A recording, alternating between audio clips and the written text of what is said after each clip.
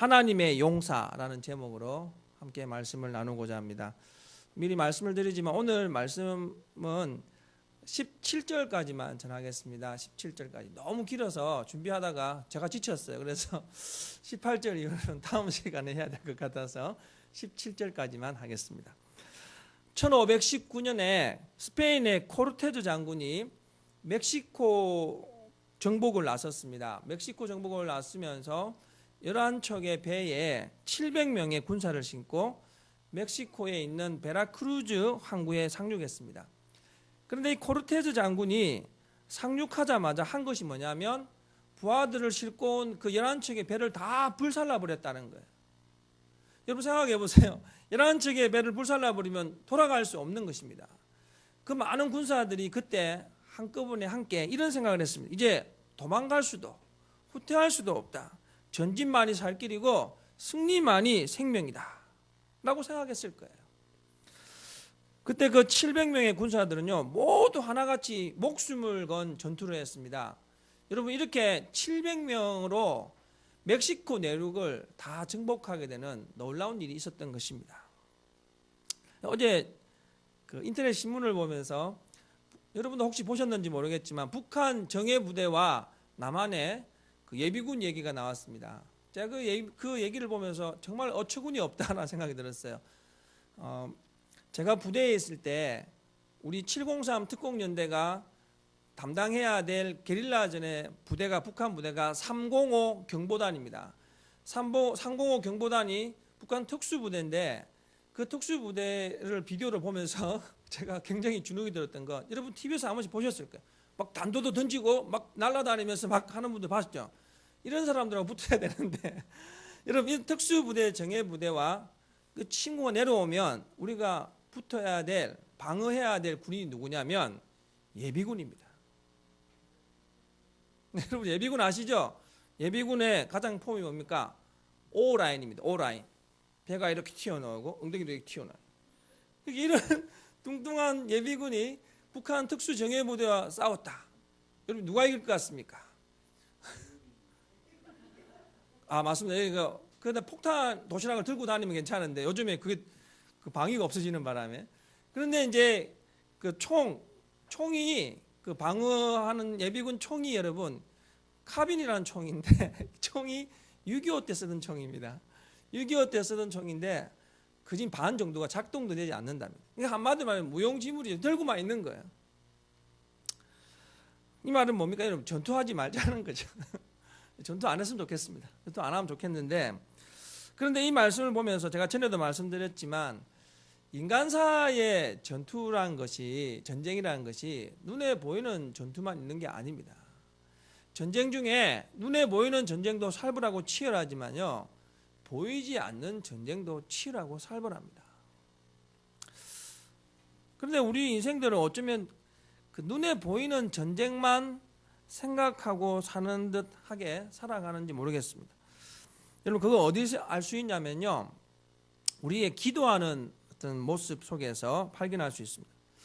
대부분의 경우 이제 모든 일이 자신의 뜻대로 잘 되어가고 있다거나 또는 큰 어려움이 없으면 우리가 그렇게 간절하게 기도하지 않는 것 같은 것을 자주 발견하게 됩니다. 그러다 보면 전혀 기도하지 않고도 일주일을 훌쩍 보내기도 하고요. 또 기도를 해도 그렇게 간절하게 기도가 되지 않을 때가 너무 많이 있다라는 거예요. 제가 이 말씀을 준비하면서 제 자신을 한번 돌아봤습니다. 제가 새벽에도 기도를 하지만 저는 사실 새벽에 여기서 기도하는 것도 참 좋지만 제 목양실에서 책상에 앉아서 묵상하고 기도할 때가 더 좋아요. 말씀 준비하다가 하나님 말씀에 또 기도하기도 하고 계속 혼자서 있는 그 시간들이 참 좋습니다. 그래서 그 시간을 참 좋아하는데 문득 제가 뭘 생각했냐면 어느 순간부터 제가 굉장히 여유 있게 기도하고 있는 제 모습을 발견했습니다. 여러분 물론 기도할 때 여유 있게 기도하는 건 하나님을 믿는 믿음이라고 할 수는 있겠지만 제가 이 모습을 생각하면서 문득 오늘 말씀 중에 12절 말씀이 가슴에 다시 다가왔어요. 12절 말씀에 우리의 씨름은 혈과 육을 상대하는 것이 아니요 통치자들과 권세들과 이 어둠의 세상 주관자들과 하늘에 있는 악한 영들을 상대함이라. 저는 제 인생이 맞닥뜨린 이 치열한 영적 전투에 대해서 심각하게 생각하지 않았던 것 같습니다. 그냥 입술에서 습관적으로 기도하고 있지는 않았나를 생각하게 됐고요. 또 제가 그렇게 나약한 존재라는 것도 너무 빨리 잊고 있었다라는 것도 깨달았습니다. 문득 이제 이런 생각들을 하면서 1996년에 그 이제 저희 큰 누님이 이제 위암 판정을 받을 때 수술대 올라가기 전에 제가 그 10일 넘게 밤마다 교회 가서 철학 기도를 한 적이 있었거든요. 그때 제 기도하는 모습이 생각이 났어요. 제가 그때 어떻게 기도했냐면요. 예전에 고장님도 그런 기도를 한번 하셨다고 하는데 이 강단 앞에 가서 십자가 앞으로 점점 가까이 갔었어요. 하나님 나 좀 도와주세요. 나 좀 도와주세요. 이렇게 기도했어요. 근데 요즘에 죄를 보니까 너무 여유가 있어요. 하나님 이렇게 기도하고 있어요. 제가 이 간절함이라는 것을 잊어버렸다는 것을 그렇게 간절하게 기도하며 애원했던 그 모습들이 새롭게 떠올랐습니다. 또 제가 은혜를 잊고 살았다 생각이 또 든 게 생각이 많이 나는 거예요. 여러분 제가 이제 피부가 좀 좋지 않아요. 피부가 좋지 않아서 벌써 한 2, 3년 동안 고생을 하는데 제가 뭐 이런 말 죄송한 연고란 연고는 다 발라봤어요. 그런데 환부에 이렇게 막 연고도 바르고 약을 먹고 막 집중적으로 치료하다가 환부가 싹 가라앉으면 언제 그렇게 아팠냐는 듯이 그냥 잊어버리고요. 또 피부 관리를 소홀하게 해요. 또 이제 아파서 병원에 가니까 의사 선생님이 웃으면서 저한테 그렇게 말합니다. 아니 선생님은 평생 피부를 보통 사람보다 더 열심히 관리해야 된다는 거예요. 안 하면 피부에 치명적인 상처가 있는데 왜 그렇게 소홀하게 관리하냐고 자꾸 그렇게 얘기하는 거예요. 제가 그때 깨달았어요. 참 하나님이 주신 은혜를 너무 잘 잊는다. 보이지 않으니까 보이는 것에만 너무 이렇게 매여 있다는 것을 깨달았어요. 여러분 저는 오늘 이 말씀을 준비하면서 어찌하였든 간에 여러분이 정말 믿음으로 주어진 길을 살겠다고 작정했다면 여러분 이 길은 피할 수가 없습니다. 아니 나 믿음길 안 갈 거야 라고 하면 그건 어쩔 수가 없어요. 하지만 여러분이 믿음으로 산다고 작정을 했다면 지금 이 보이지 않는 영적 전쟁을 피할 수가 없다는 거예요. 그러면 이 영적 전투를 우리가 믿음으로 싸워야 되는데 보이지 않는다고 해서 대충 하거나 또 막연하게 하나님 도와주시겠지라고 하면서 이 전쟁으로 임한다면 과연 우리가 영적 전쟁에서 승리할 수 있을까요? 80년대 씨름판을 주름 잡았던 여러분 이만기 씨 잘 아시죠? 이만기 씨가 당시 한 기자가 이런 질문을 던졌답니다. 혹시 이만기 선수는 일부러 다른 사람에게 져주는 경우는 없습니까? 라고 던졌답니다. 그때 여러분 이만기 씨가 얼마나 대단한 대답을 한 줄 아십니까? 저는 아직 그럴 정도로 여유 있는 형편이 아닙니다. 라고 했답니다. 여러분 이 말이 뭐냐면 천하장사를 몇 번이나 하고 여러분 게임하는 거 보신 분들은 알겠지만 이만기하고 씨름을 하는 선수가 도저히 같지가 않아요. 그런 이만기 씨가 하는 말이 뭐냐면 언제든지 나를 무너뜨리려고 수많은 선수들이 지금도 이를 갈고 밤낮으로 연습한다는 거예요. 여러분 우리가 그 이만기 선수의 이 말이 우리 내리에서 정말 크게 남아 있어야 될 이유가 있어요. 그게 뭐냐면 우리 역시 밤낮을 가르지 않고 우리를 연구하고 있는 무서운 세력이 있다는 거예요. 우리를 무너뜨리려고 하는 세력들이 끊임없이 밤낮 불철주야 우리를 연구하고 넘어뜨리려고 몰두하고 있다는 것입니다. 그러니까 지금 당장 여러분에게 큰 어려움이 없다거나 또는 별다른 위기에 봉착해 있지 않더라도 우리가 반드시 잊지 말아야 할 것은 우리는 여전히 이 치열한 영적 전투 전쟁의 한가운데 있다는 것을 기억해야 한다는 것입니다. 마치 이제 우리나라가 휴전 중인데 너무 오래되다 보니까 전쟁이 끝난 것처럼 생각하는 것처럼 우리도 아니라는 생각이 잡혀 있으면 언제든지 영적 전투에서 엄청난 패배, 처참한 패배, 그래서 헤어나지도 못하는 그런 아픔을 맛볼지도 모른다는 것을 기억해야 한다는 것입니다.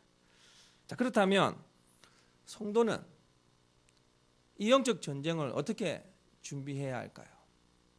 사도 바울은 참 에베소서를 제가 설교하면서 정말 멋진 서신이다.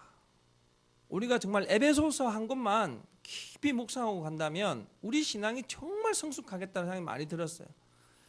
에베소서 말미에 와서 사도 바울은 우리에게 말합니다.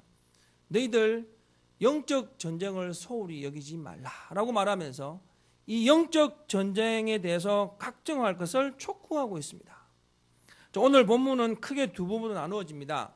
10절과 13절에서 영적 전쟁의 성격과 우리가 영적 전쟁을 어떻게 무장해야 하는가, 이 무장의 필요성에 대해서 언급하고 있습니다. 그리고 14절로 17절에서 우리가 입어야 할 하나님의 전신갑주에 관해서 설명하고 있습니다. 오늘 두 부분을 함께 좀 더 구체적으로 한번 살펴보겠습니다. 먼저 그리스도인의 영적 전쟁이 어떤 것이고 우리가 영적으로 무장해야 할 이유는 무엇일까? 이 부분 함께 살펴보겠습니다. 먼저 12절 말씀을 함께 읽겠습니다. 우리의 씨름은 혈과 육을 상대하는 것이 아니요 통치자들과 권세들과 이 어둠의 세상 주관자들과 하늘에 있는 악의 영들을 상대함이라. 아멘. 이 바울이 지금 우리에게 말하고 있는 전쟁은 피를 흘리고 육체를 죽이는 그런 보이는 전쟁이 아니라 보이지 않는 전쟁을 한다는 것이죠. 아주 강한 세력인 마귀와 대항해야 할, 보이지 않는 마귀와 대항해야 할 전쟁이다라고 말하고 있는 것입니다. 여러분 정말 보이는 전쟁이라고 한다면요, 그렇지 않습니까? 북한이 지금 무기를 첨단 무기를 준비하니까 우리도 첨단 무기를 사서 또 그것을 능가하는 것들을 준비하기도 하고, 또 북한이 어떻게 전쟁을 준비하는가를 보면서 치밀한 계획을 세울 수가 있는데, 이 영적 전쟁의 문제는 보이지 않는다는 거예요. 이게 한마디로 말하면 뭡니까? 투명 인간과 전쟁해야 한다는 것입니다. 아주 어처구니 없는 전쟁이 될 수도 있는 거죠. 여러분, 그러니까 영적 전쟁이 이런 전쟁이라고 한다면 지금 우리가 큰 어려움이나 또 위기에 봉착되지 않았다고 해서 우리가 만사가 다 형통하다고 그렇게 당당하게 말하고 있는 것은 어쩌면 아주 유치한 발상일지 모른다는 것입니다.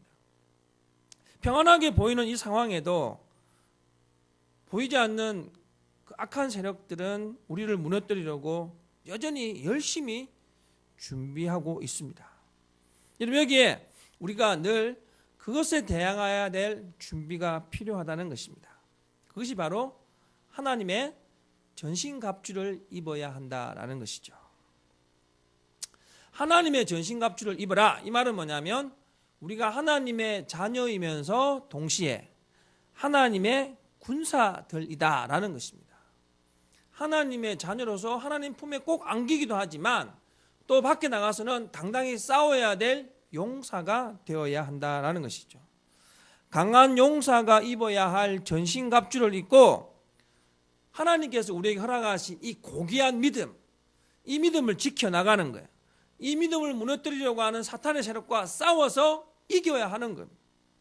영적 승리가 여러분 우리의 영원한 하나님 나라로 이어지게 할 징검다리가 되는 것입니다. 바라건대 여러분이 이 영적 전쟁의 심각성을 인식하면서 늘 하나님의 전신갑주를 입을 수 있도록 늘 영적 전쟁에 민감하게 깨어있는 하나님의 자녀들 되시길 바랍니다. 자, 그렇다면 오늘 사도 바울이 들려주는 하나님의 전신갑주는 어떤 것이 있을까요? 바울이 비유하고 있는 오늘 본문의 내용은 당대 최고의 군사, 당대 최고의 용사였던 로마 병사들이 입었던 전투에 임할 때 갖춘 장비를 비유하면서 하나님의 전신갑주를 설명하고 있습니다. 여기에 바울은 6가지를 언급하고 있거든요.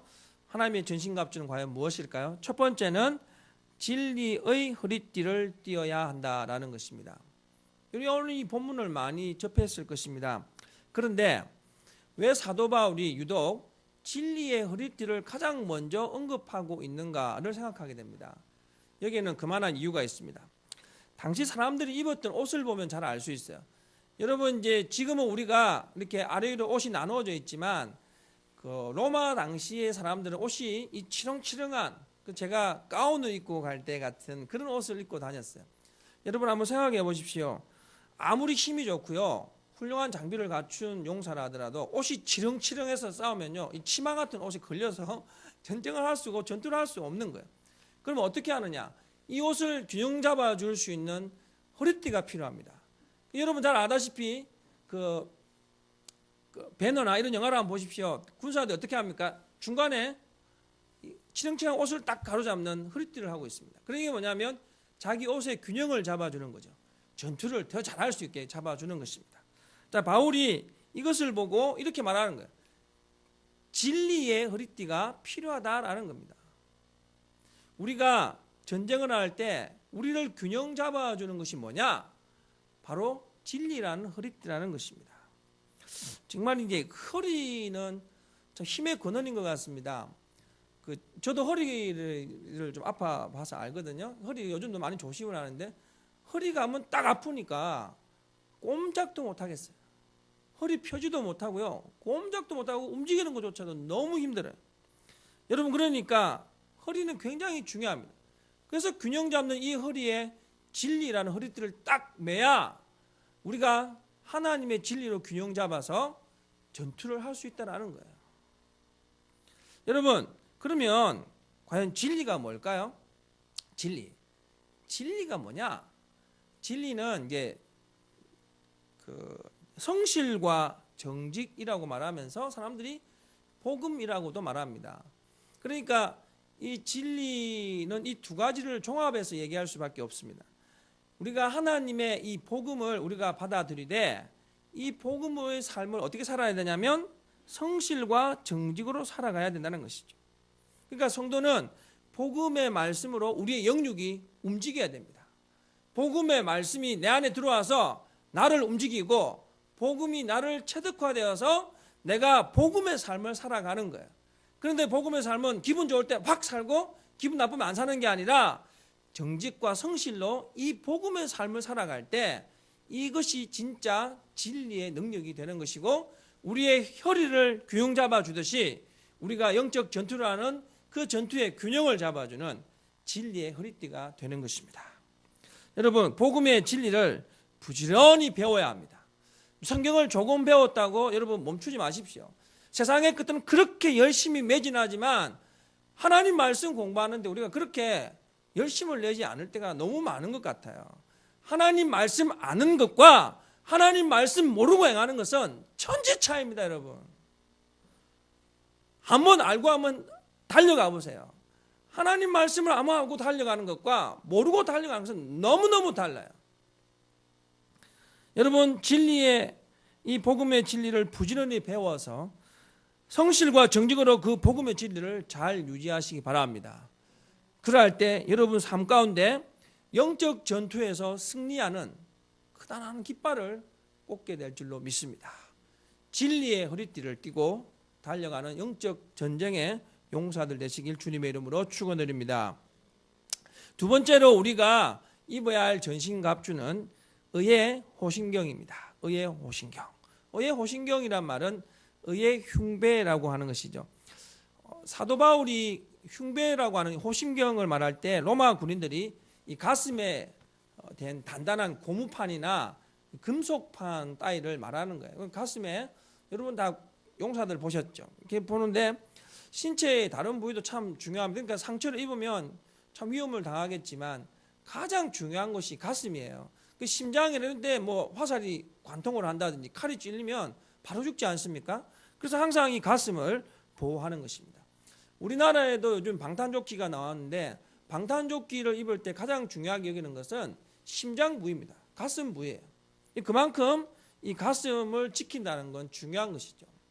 그런데 사도 바울은 의라고 하는 그 호심경을 입어야 한다라고 말합니다. 의.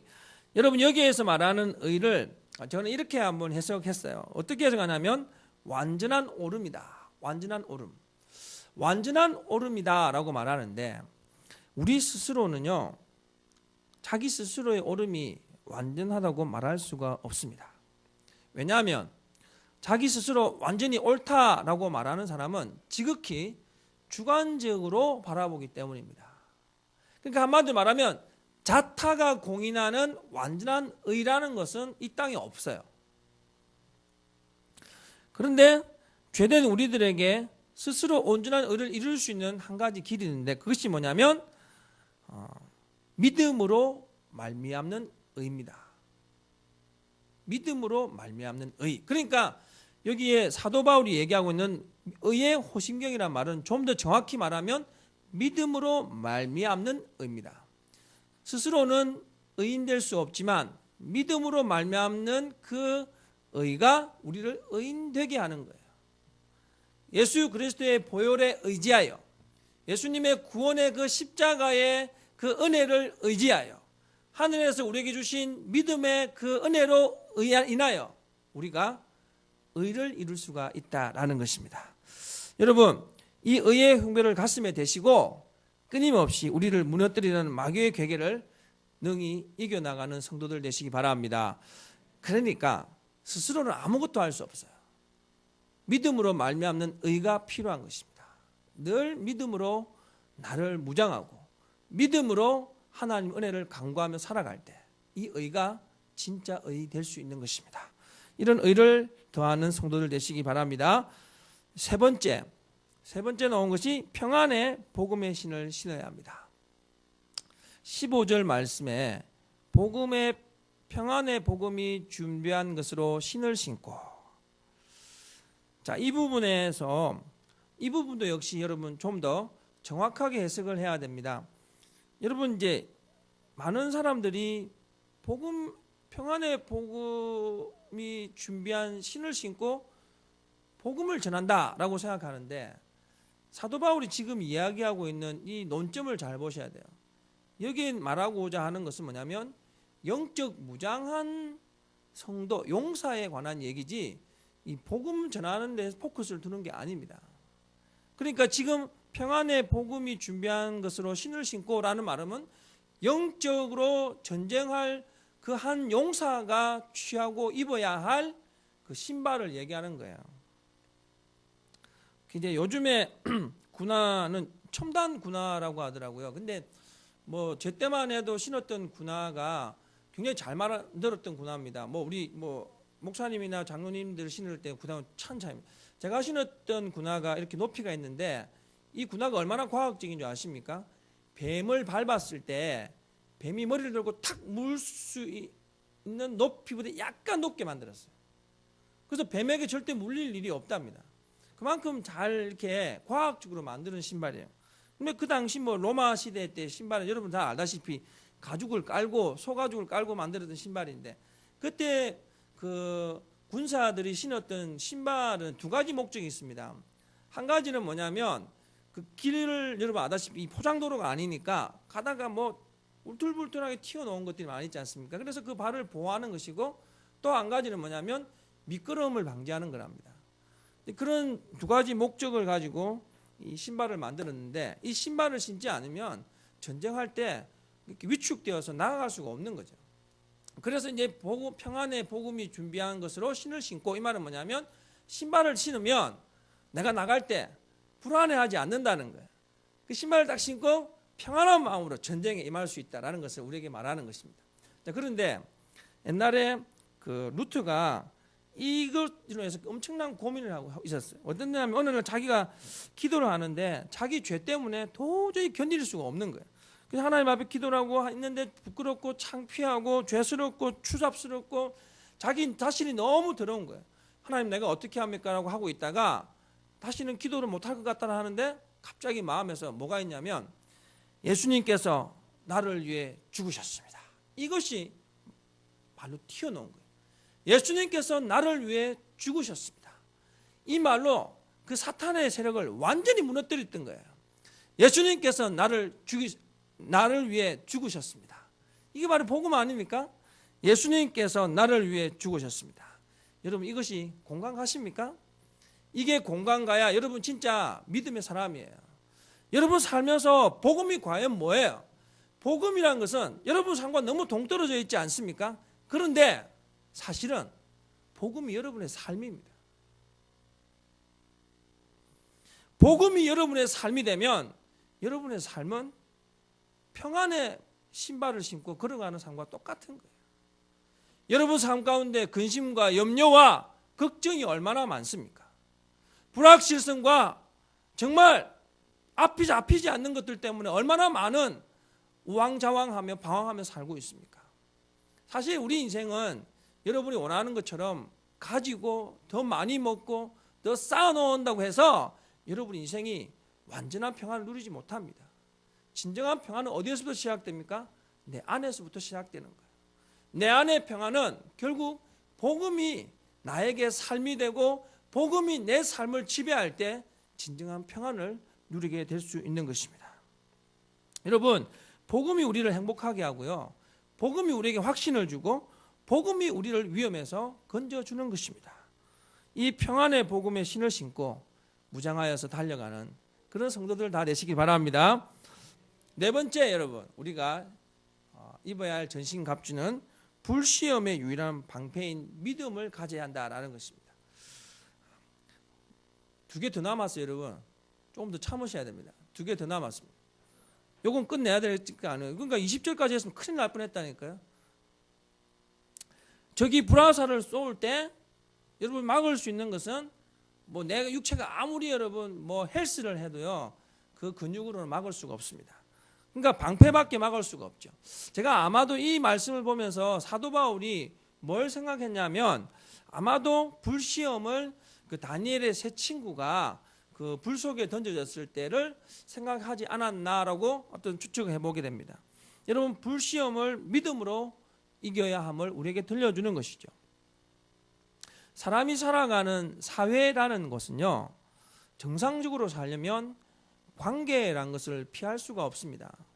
그러니까 어떤 관계이든 간에 관계에 처해 있어야 됩니다.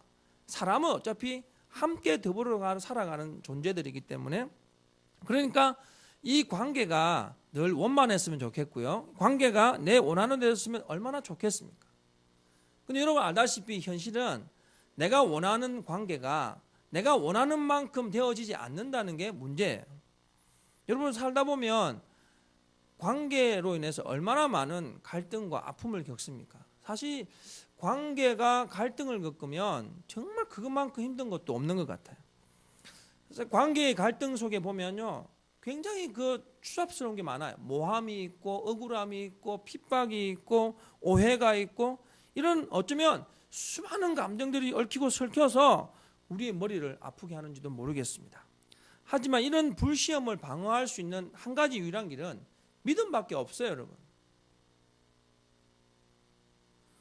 하나님과 예수님을 믿는 그 믿음 그 자체가 진짜 우리의 인생을 고달프게 하는 모든 것들을 방어할 수 있다는 것입니다. 불시험으로 다가오는 모든 그 불화살도 이 하나님을 믿는 믿음, 예수가 우리의 구원자가 되신다는 이 믿음이 우리를 방어해 준다는 것입니다. 여러분 믿음을 많이 왜곡시키지 마십시오. 믿으면 뭐 복을 받고 이런 데만 초점 맞추지 마시고 믿을 때에 내가 영원한 하나님 나라로 갈 수 있는 또 다른 지름길을 걸어가게 되는 놀라운 축복의 통로가 그 속에 있다는 것을 여러분이 깨닫게 되시길 간절히 소망합니다. 이 믿음이 불시험을 이기고도 남게 할 줄로 믿습니다. 지난 주일날 우리 찬양하지 않았습니까? 믿음이 이기네, 믿음이 이기네. 여러분 믿음이 반드시 이깁니다. 이 믿음으로 승리하는 저와 여러분 되시길 바랍니다.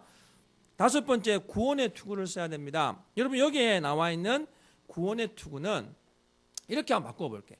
구원의 소망이라고 말할 수 있습니다. 구원의 소망이란 구원받을 소망, 미래의 영광의 소망, 즉 소망의 삶으로 이어지는 것을 말하는 거예요. 그러니까 구원, 이 말로 끝나는 게 아니라 구원의 소망의 투구를 써라, 이 말이에요. 다시 말하면 소망의 삶을 살라라는 것입니다.